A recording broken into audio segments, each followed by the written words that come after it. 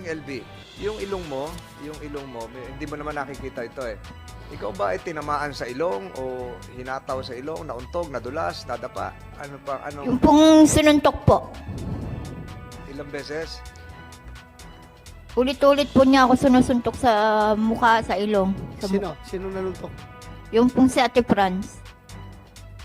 Dumugog yan. Pa? Opo. Hindi po.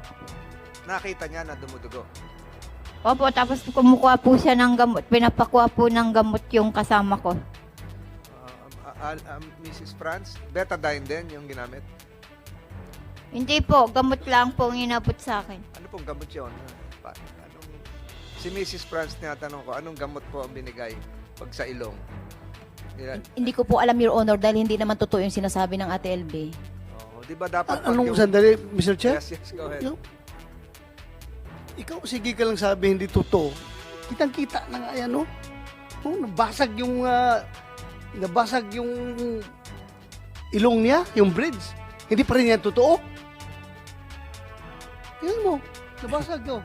Mr. Chair. Alam mo, masyadong contradicting yung, marami kang contradiction na statements dito, Mrs. Franz. Sabi mo kanina, 2 days pa lang, sa employment niya sa'yo, nakita mo na may sira siya sa ulo. Tapos ngayon, sinabi mo kanina na pinagkatiwala mo, buong tiwala mo, binigay mo sa kanya. Very contradicting. Alam mo, nasira ulo, buang yung katulong mo, tapos binigyan mo ng buong pagtitiwala. 4 na taon pa nagsilbi. 4 Binigyan na pa siya taon. ng 4 years. 4 years. So, masyadong halata nagsisinungaling ka. Ako, I can tell you frankly, kahit na i-replay natin yung, Mr. Chair, marami din, may mga police dito, investigador. Oh. I-play mo nga yung kanina, yung interview niya, yung TikTok. Sinong nanuntok? May sagot siya. Teknikal. Anong nangyari? So, sinabi niya, Pagkakita ko po sa inyo lahat. Kung kanyang ebidensya, kunan daw siya. Yun ang kwento po sa amin. So, sa madaling sabi, dinala siya sa akin. Pagdala, di ba nga siguro ay mga 2 weeks pa lang, ng 12,000.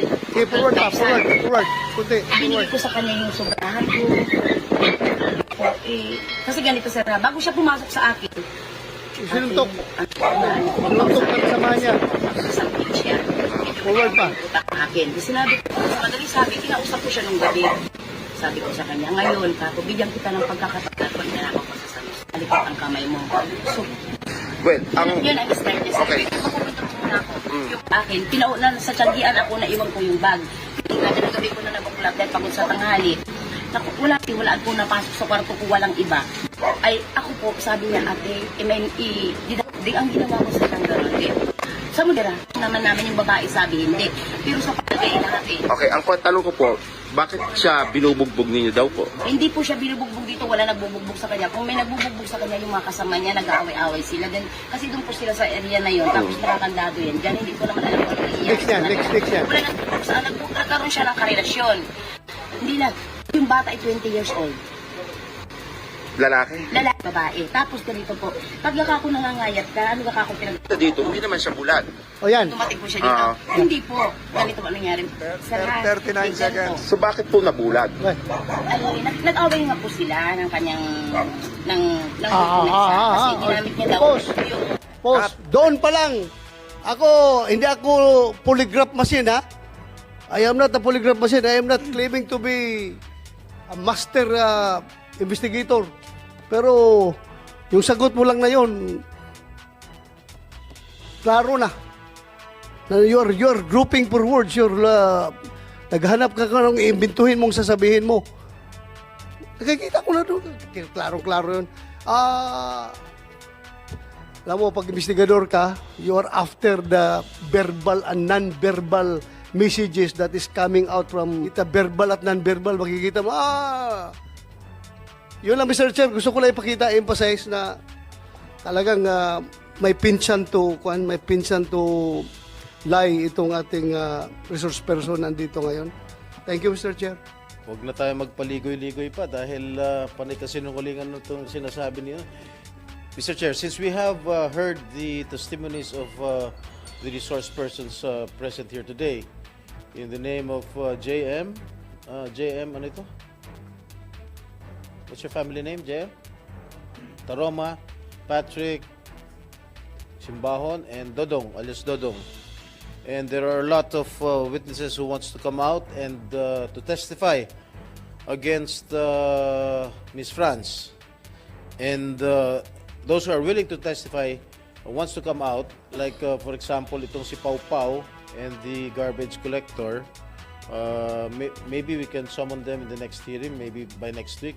And this woman, our resource person, Mrs. Franz, have been giving a lot of inconsistent answers coming from me.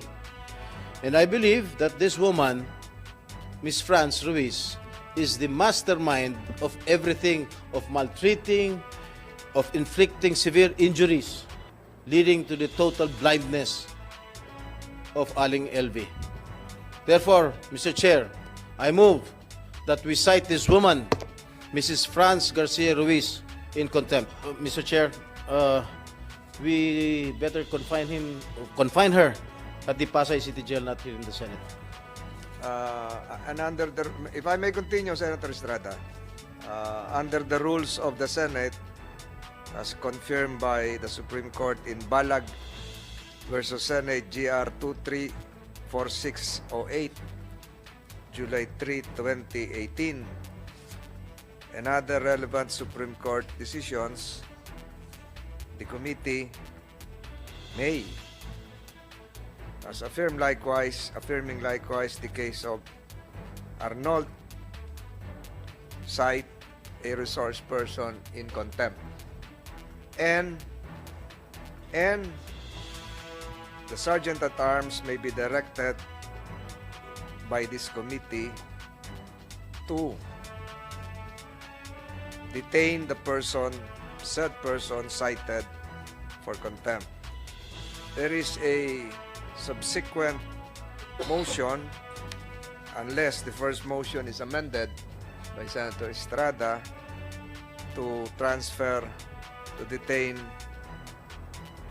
Mrs. Franz Garcia to commit Mrs. Franz Garcia to the Pasay City Jail. The chair would perhaps ask the movant to reconsider the Pasay City detention and instead commit said Mrs. Garcia to the Senate premises for the reason that we will also be needing her immediate presence during next week's hearing. I withdraw my second motion to commit her to the Pasay City Jail and instead commit her here in the Senate jail. Thank you, Mr. Chair.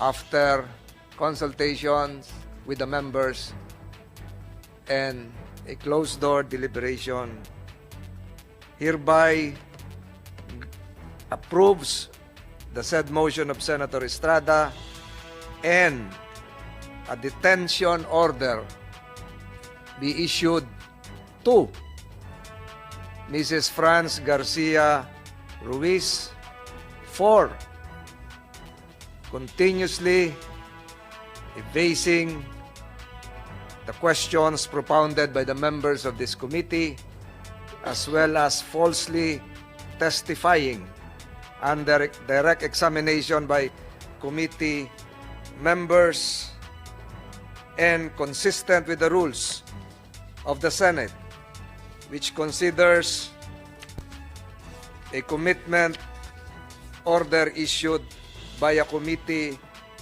as a contempt of the Senate. The Sergeant at Arms is hereby directed to place under detention within the Senate premises said person, Mrs. Franz Garcia Ruiz, with visitation rights accorded to his family members as well as counsel, effective today, given in open session by the Senate Committee on Justice and Human Rights. So ordered. Any motion to suspend the hearing for today? Mr. Chairman, I move to suspend the hearing